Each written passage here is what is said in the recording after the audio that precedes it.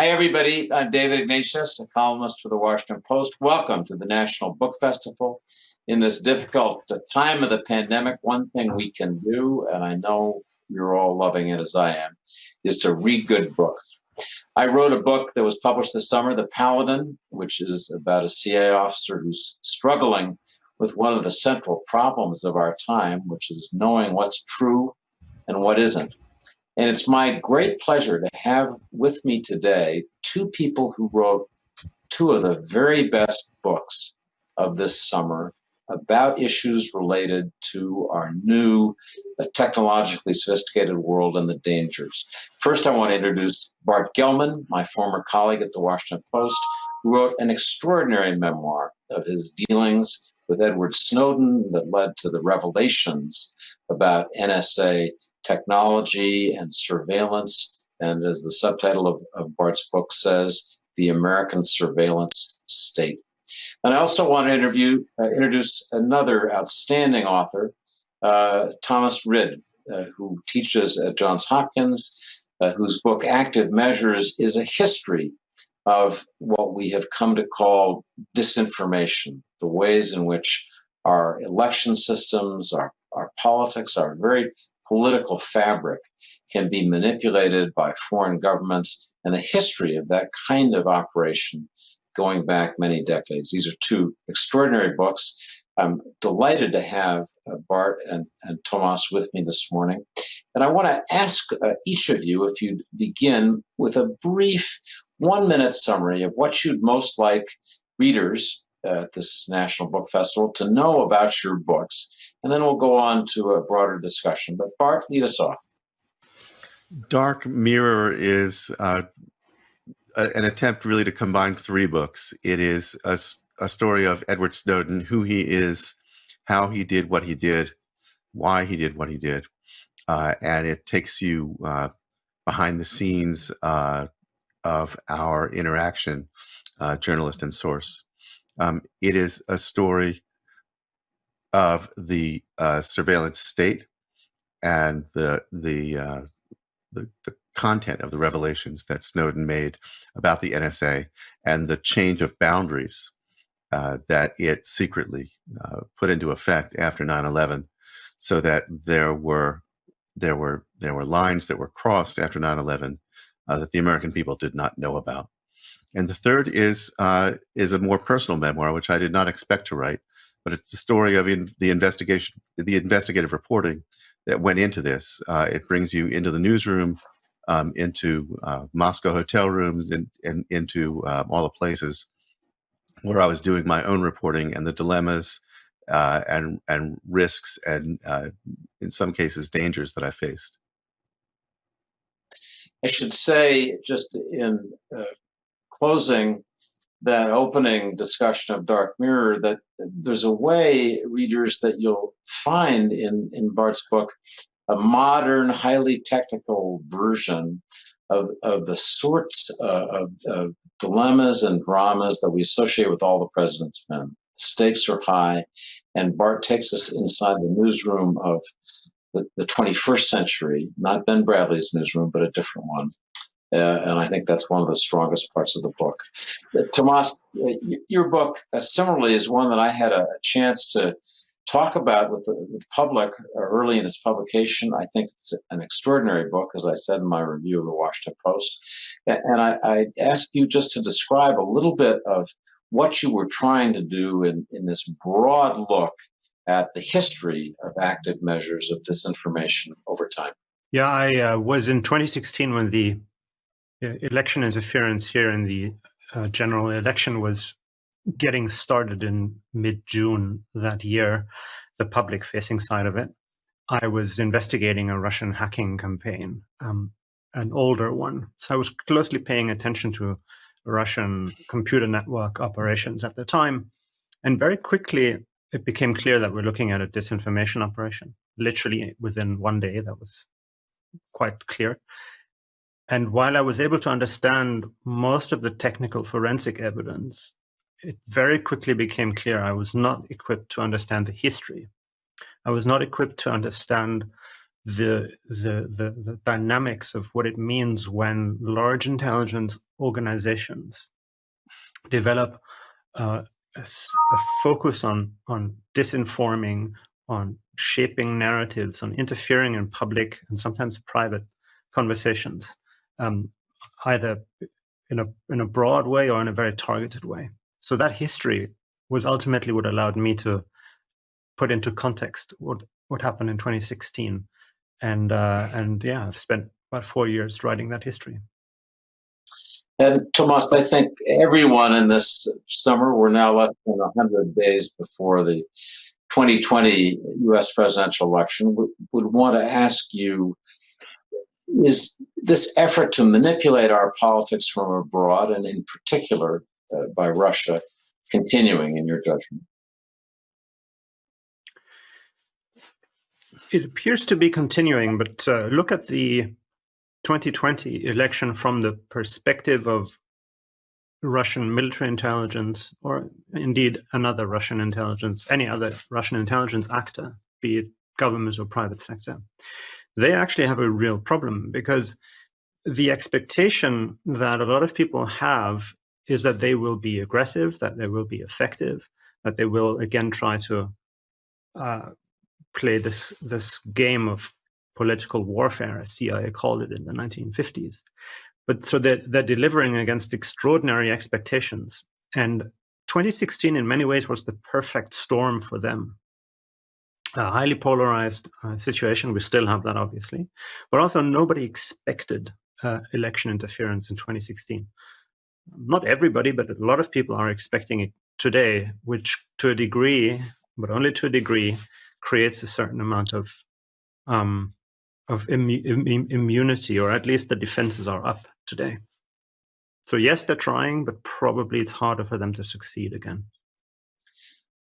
Bart, I want to turn this question to you and ask you to assess the foreign threats to American citizens via computer technology versus the thing that you focused on in your reporting about Edward Snowden and in your book, The American Surveillance State. Is there a way for you to assess the relative danger external from the kinds of people that Tomas is focused on in Moscow, and internal in the continued efforts by NSA to collect information around the world that may target Americans? There are very different kinds of threats. The external threat landscape is broad. A lot of it has to do with straight up espionage, whether it's commercial or traditional American style defense and national security espionage. So you have many actors, some with criminal motivations and some with commercial and some with security, who are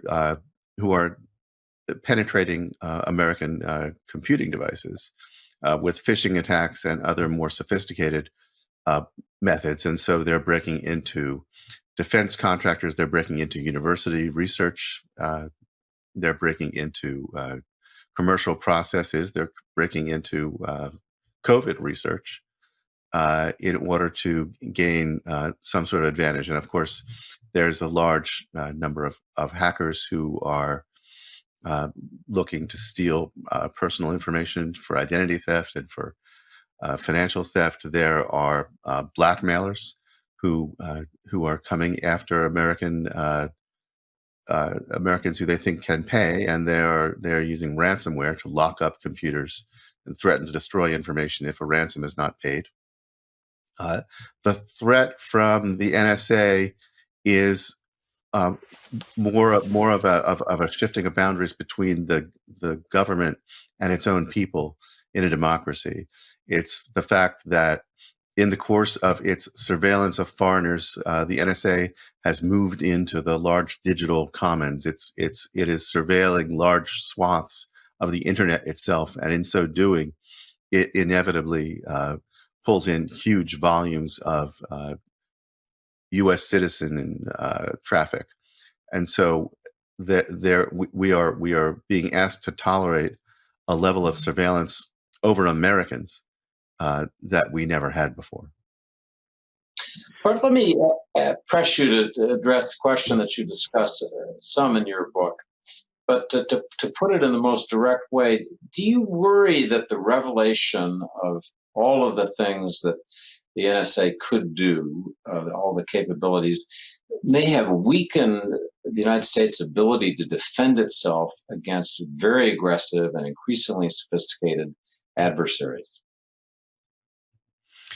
I think there's no doubt that some of the Snowden revelations must have reduced collection, must have interfered with NSA operations, and not least because of the opportunity cost, the time and personnel and money that was expended on mitigating against those risks. So if you have hundreds and hundreds of people in the intelligence community who are occupied full time with learning what risks there have been to collection and mitigating those and finding alternate paths to the same information, those people are not doing something else that they would normally have been doing. There are other ways in which Snowden's revelations could be argued to have led to collection losses, but I don't know that you could count that as damage under the way our system operates. That is to say, if the revelations led consumers to demand greater privacy because they didn't like having their own data intercepted, and so then internet companies like Google encrypted its connections from Google servers to your own servers, that can be said to have interfered with NSA collection. But that's the marketplace working the way it's supposed to. If citizens didn't like some of what they were learning and asked for legislative changes or brought legal challenges in court, that's the system working the way it's supposed to work. And so a lot of the things that the intelligence community regards as damaging about Snowden's leaks is actually the system responding appropriately and according to our own core principles about how we govern ourselves. Yeah, if I may just quickly jump in here. I also had the privilege to review Barton's book in the Washington Post, and it's truly an impressive book, and in fact changed my opinion and views on what Edward Snowden did. So, which in some ways is the highest compliment you can get as an author.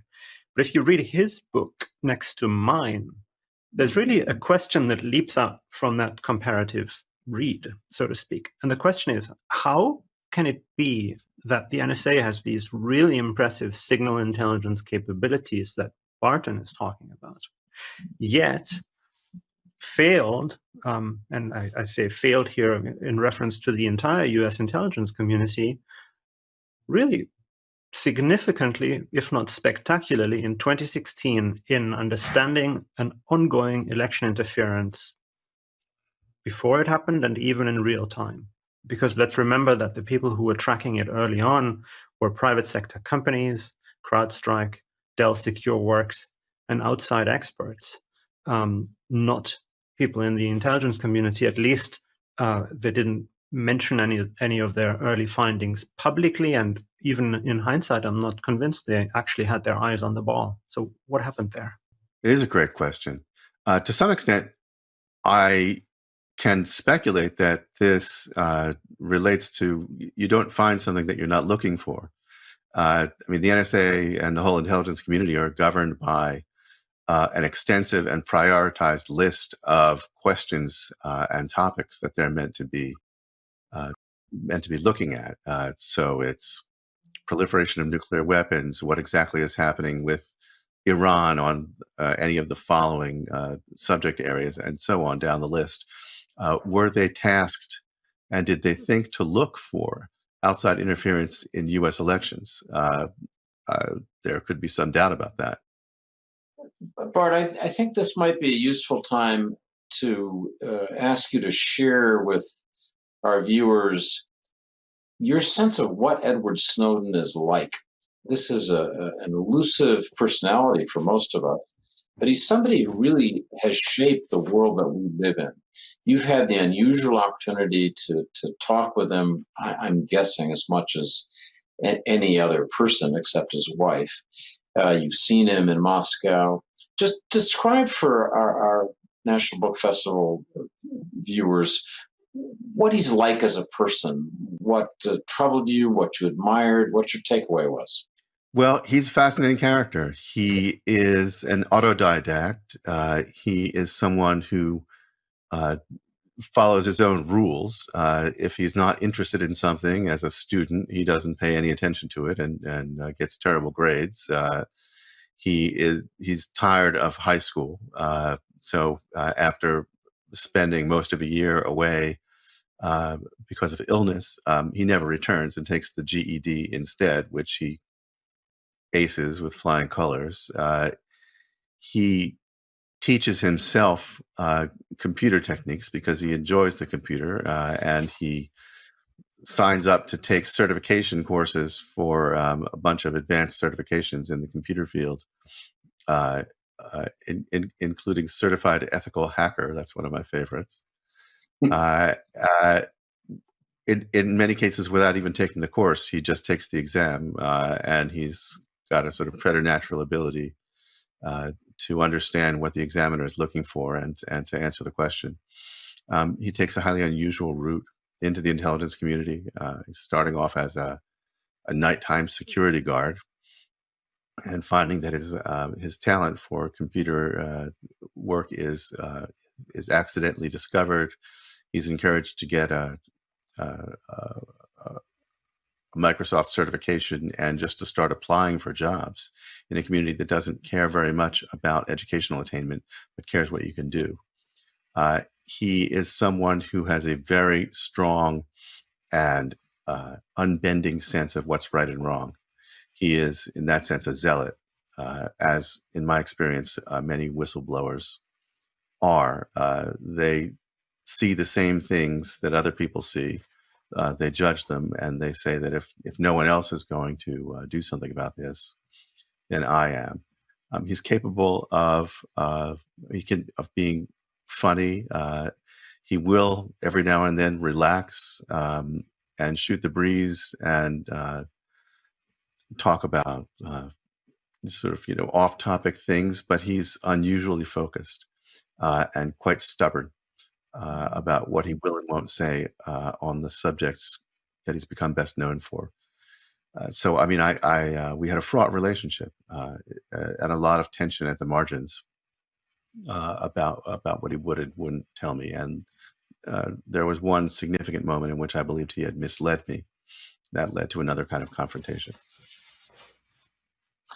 If, Bart, we had a different administration come next year, a different attorney general, would you like to see Snowden allowed to come back and face trial here in America? People, I think, would demand that in the national security community. And what do you think the terms of that trial should be? Should he be allowed to make an argument that he really helped more than he hurt? How do you see that going? Well, first of all, I don't think it's going to happen. It certainly won't happen voluntarily on his part. The charges he actually faces include espionage. And you can't sort of make up how you would like a trial to go.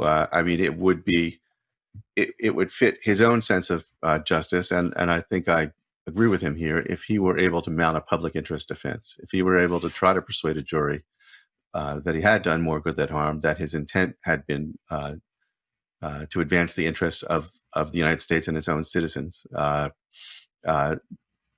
the way the law is written right now, the elements of the crime are that he had lawful access to classified material and he gave it to someone who did not have lawful access. That's it. That's the whole crime.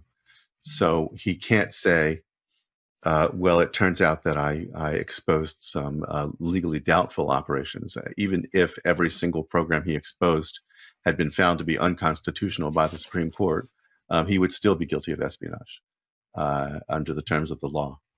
And so we're not going to get the kind of trial in which he is allowed to offer evidence of his intentions or his actual effects on security. Turn to Tomas, and ask about the riddle that I found most haunting in your book, Active Measures. You go through a detailed and powerful description of all the things that Russia over decades has done to try to manipulate other countries. But as you talk about recent events, the way America was turned upside down during the 2016 elections and since, you talk about the way in which individual American citizens have been the carriers of this disinformation. We've been the mules, if you think of how a drug cartel works, who carry the poisonous material back and forth. If it wasn't for us, for our amplifying, spreading, disseminating these Russian tidbits, it wouldn't have had much effect. Is that an accurate way to describe where you end up in the book, and elaborate on that theme, that the underlying body politic is crucial in how disinformation works?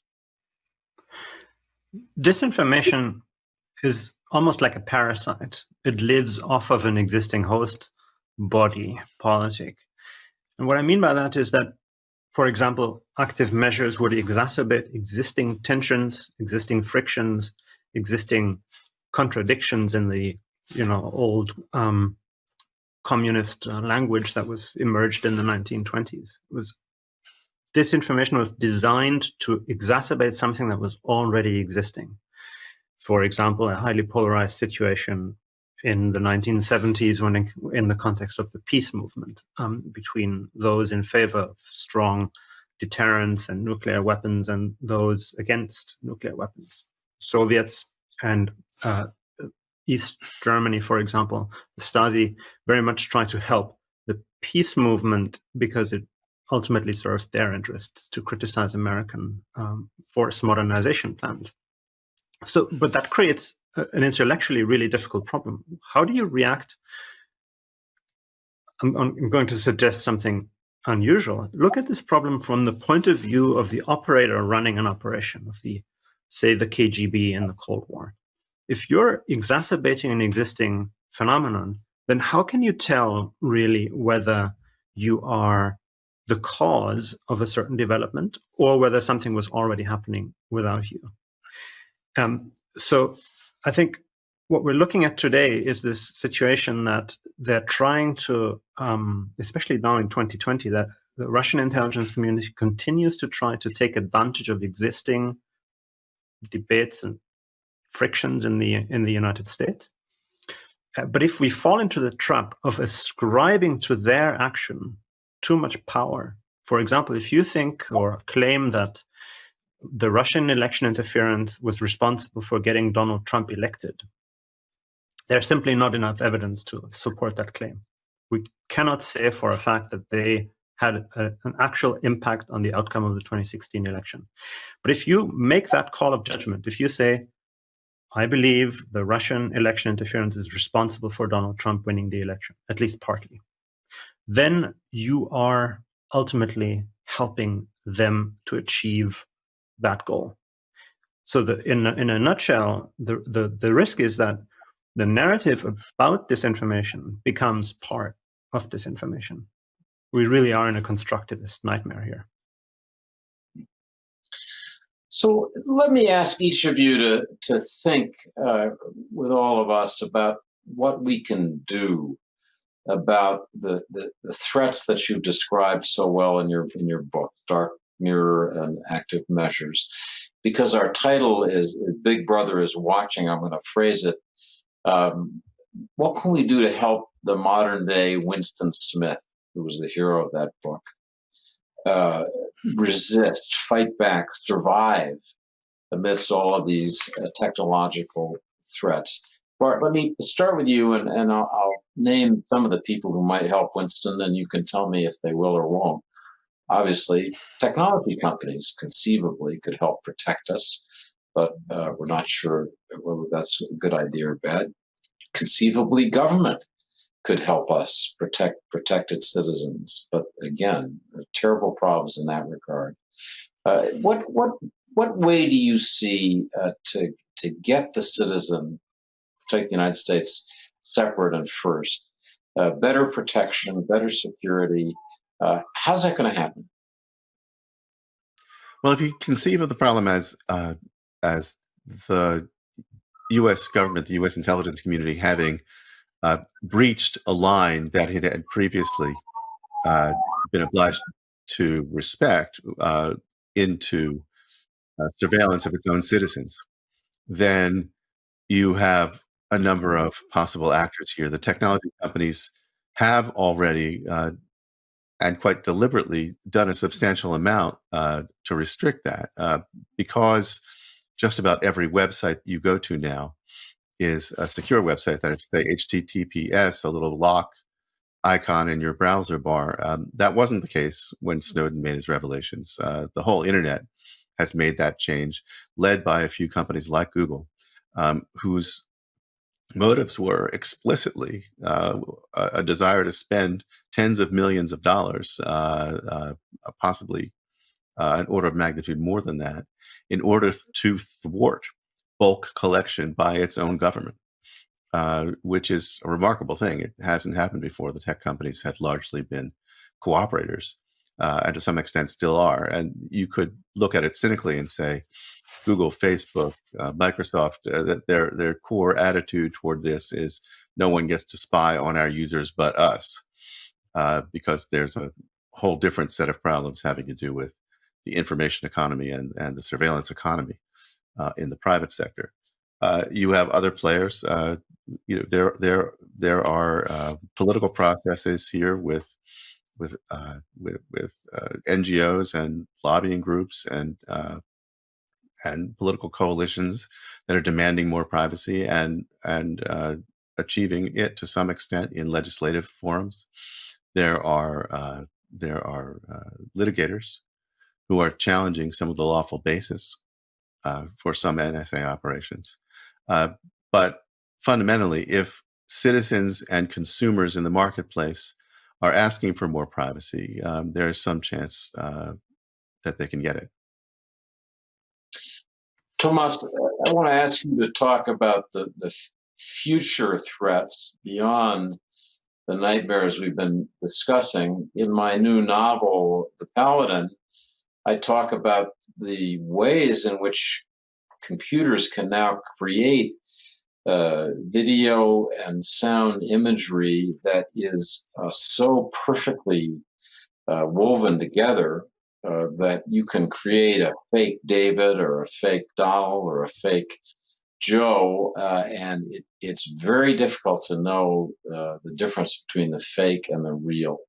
So we're entering a new era in which we're going to have to begin to put quotation marks, I fear, around truth until we've done our checking.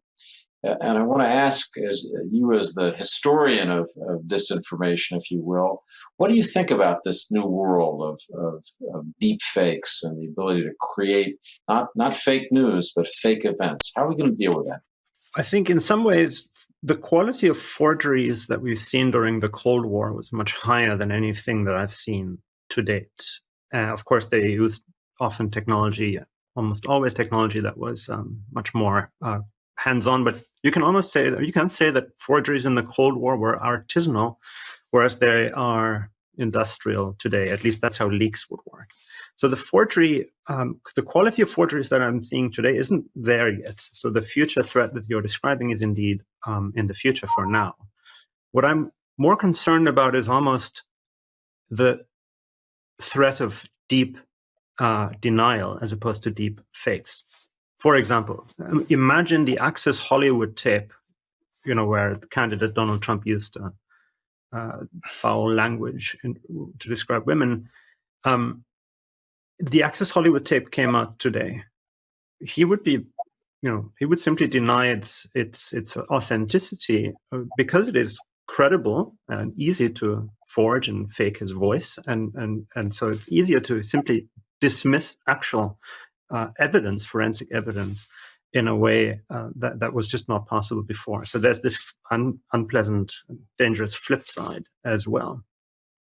But what can we do about this? I don't think it will become impossible to draw the line between facts and forgery. In fact, what I'm seeing is an entire discipline, an entire community of people emerging, and that includes intelligence officers, includes law enforcement, includes investigative journalists, includes scholars, open source intelligence researchers, who really obsess about the quality of forensic evidence of all kinds, through images, sound, digital forensics, artifacts. And there's an obsession really with fact and with the truth that, of course, runs completely counter to the prevalence of lying that we see and disinformation today. But I'm hopeful. I'm hopeful that we will be in a position to that community that is emerging of people who have the mindset of investigative journalists, so to speak, will be able to teach others to really enjoy that moment when you find a new piece of evidence that leads you to revisit your existing assumptions. In a way, that's one of the greatest things of a scholar and of an investigative journalist. And I'm optimistic ultimately. Could I just mention, David, that in your own book, in Paladin, you've come up with a near future scenario, and I don't want to spoil it here, in which a deep fake is sophisticated enough to fool a lot of people in the short term, and that it actually doesn't matter to the purposes of the fakers whether forensic evidence comes along shortly thereafter that says, well, maybe this thing isn't really true. That they've achieved their goal simply by causing people to believe it or believe it might be possible, even for just a few minutes. That's a problem that isn't solved by forensics. I was thinking about that problem, Barton, in the Paladin, and I put to you the conclusion that I've come to, and you tell me if I'm being naive here. In this world where it's so easy to manipulate, to create false information that appears to be real, the value of the truth, no quotation marks, the truth, reliable action, information that you can trade upon in securities markets, that you can use to vote as a citizen in our political case, the value of that truth will become much greater. And people will pay more for it because it's so important to them. So, that gives me hope that the market for what we do as journalists, as analysts, is going to be greater, because people are going to die if they keep drinking from a poisoned information stream. The second question, this is one where I'd like to ask Bart and then Tomas to answer. We wonder whether technology companies, social media companies like Google and Facebook, should be more responsible, be more liable for the truth or falsity of what they put on their sites. So there's an argument that Facebook should be like the Washington Post. If Bart or I write an article and somebody says that's not true, our paper can get sued because they published it. Should that case apply as well to a social media company like Facebook, which is going to have to be liable for what it posts on its platform? Bart, what do you think? Well, that's a really interesting question. There are two issues there, among probably many others, that come to mind for me. One is that these internet companies have vigorously resisted that role for legal and regulatory reasons. If they are a public utility, if they are essentially a neutral conveyor of information, the same as a phone company, you don't hold the phone company liable for the fact that people make telephone calls and lie, or say untrue things, or make damaging forms of speech. So that's the place they want to be for legal and regulatory reasons. If you ask them to be, as Facebook says, it does not want to be an arbiter of truth, you have to try to imagine how that could be done at scale with well over 1 billion users. And God knows how many posts each day. How could they possibly be the arbiter of truth for all that many things? And yet they are deliberately promoting content in order to keep our attention. Anything they can do to keep us for 10 seconds longer on a page is valuable to them for their advertising business. And their algorithms take the most extreme content that gets the biggest rise out of people and promotes that and sells ads against it. And so you do want them to be much more responsible with the way they use that. The same thing with YouTube. You clicking about a subject, and next thing you know, you're watching videos that are more and more insightful, more and more extreme, and then you're locked into a pattern in which there's an interactive process of radicalization. So, Tomas, I'm going to ask you to wrap up this terrific discussion by taking your role as a historian of disinformation and pull your camera back. Think 20 years from now, how we're going to look back on this period we've been living through, the enormous uproar over Russian disinformation efforts in the 2016 election and everything surrounding it. Will we look back and see this as the beginning of a problem that got worse that we never found a way to deal with? Or will we, over time, get more sophisticated, subtle, I want to say cynical, and not be as disrupted by these external efforts? What's your sense? Of course, especially for anybody doing historical work, you're very cautious about predicting the future, because we tend to get it wrong. That's a historical statement. The situation right now, though, the two overarching threats and problems that I am really concerned about now are unrelated to Russian election interference. The first one is the current administration, the president himself, laying the groundwork for calling the legitimacy of the 2020 election into question immediately afterwards. He's doing that in a systematic fashion, and he's not alone in preparing that ground. Combine that with a potential second wave of COVID-19 hitting us exactly during that time frame in October and November when the election is going to happen, which in some way will or could support the argument that the election was not legitimate because it was so risky to go out and vote in November. Difficult to say. So that, I think, is a pretty scary combination of trends. In the COVID situation, however, if I zoom out and try to be optimistic, I'm an immigrant, so I overcompensate on the optimism side sometimes. But COVID in some ways is accelerating a positive development also, and that is, look at Twitter and the way Twitter has handled misinformation on COVID, even coming from the president's son and the president himself. They took action because now it's not just an ideological argument whether speech should be somehow curtailed. Now it's a question of life and death. Misinformation has become lethal. And if you don't believe in, if you think COVID is a hoax, you have a family gathering and a couple of days later or weeks later, your mother-in-law dies, that is likely going to change your perspective in a way that an ideological conversation on social media never would achieve. And we see stories like that coming out now. So COVID, in a way, David, is teasing out the observation that you just made yourself, namely that the value of factually correct information based on clinical trials, based on reliable research and science, is increasing in the face of misinformation and, of course, in the face of such extraordinary costs of getting information wrong. Well, on that affirmation of the primacy of fact, I think it's a good time for us to conclude this conversation. I want to thank our two superb authors.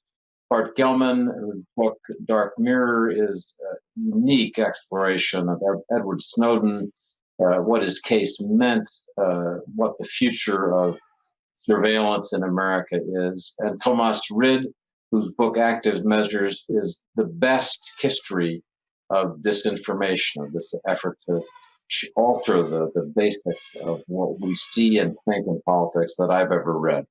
I'm David Ignatius, author of a novel called The Paladin, which looks at some of these themes from a fictional standpoint.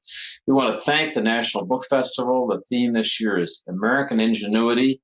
I think we got a pretty good dose of the techno version of that as our two authors helped us walk our way through some of the biggest issues of 2020. So thanks very much, ladies and gentlemen, and we'll hope to continue with you at the festival.